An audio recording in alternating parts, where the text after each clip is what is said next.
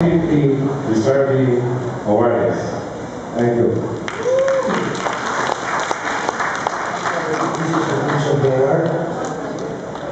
Republic of the Philippines, Mindanao State University, Marawi City.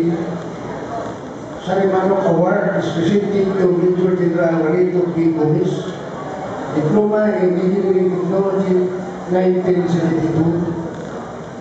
In grateful recognition of his services as alumnus in the field of military, peace and order services, and for serving as exemplar for achievement in the highest traditions of the university.